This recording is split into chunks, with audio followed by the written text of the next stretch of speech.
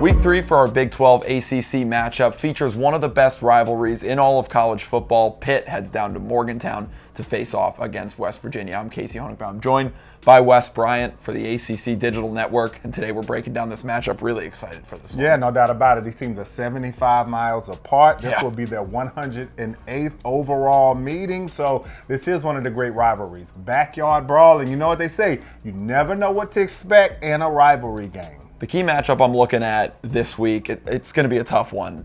West Virginia losing arguably their best player, Jaheim White, for the season. They lost their best wide receiver, Jaden Bray, as well. But I'm looking for Clay Ash. He's most likely going to be the running back stepping up for them. And I'm looking for him against this Pittsburgh defense that is the best in the ACC against the run. Yeah, I'm going to be looking at that Pitt offensive line, man. I'm going to go down there with the big fellas because when you look at that matchup, Ohio ran for almost 200 yards on West Virginia last week. They threw for 247. Now, the yards per carry weren't great, 3.8 for Ohio in that game, but this is a Pitt offensive line. This is ACC. This is Power 4 Conference, and they're averaging almost 5.5 yards per carry. They've only given up 2 sacks on the year as well, with plenty of weapons to go around. So I expect this Pitt offensive line to be able to dominate. Some of the numbers that tell the story here, starting out with West Virginia. Their defense has been great to start the year. I just mentioned it a little bit, but I liked their defense a lot last week against Ohio specifically. Fred Perry led the way.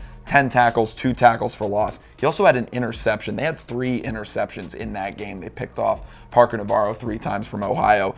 It was, again, one of those defensive efforts that should have been good enough to get you a win, but the fact that the offense was so stagnant, it kind of, made for that loss. Yeah, this Pitt team was ravaged by injuries at the end of last year. That's why they lost 6 in a row, mainly their leader at quarterback, Eli Holstein. Well, he's back, and the offense looks as dynamic as it has. Over 450 yards in their last 2 matchups. And so this is an offense now that is complete with their quarterback back in the saddle. So I look for them to continue to be explosive in this game, put up big numbers and big points.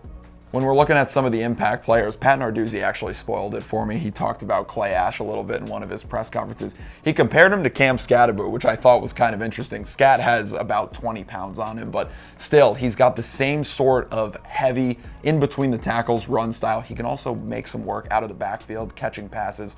So I'm looking for him to make an impact because they're going to need some guys to step up in the absence of Jaheim White. Well, I'm going to my man Dez Reed, one of the smallest running backs in college football, but one of the most impactful. He's top 5 in the conference in all-purpose yards. He's already got a kick return touchdown on top of a rushing touchdown, and he's just a kid that can get it done out of the backfield, running it. He can catch it, and then in a return game, he makes an impact as well. He's one of the best players that the country needs to know about, but he's going to make sure before he leaves that stadium on Saturday that West Virginia knows all about him.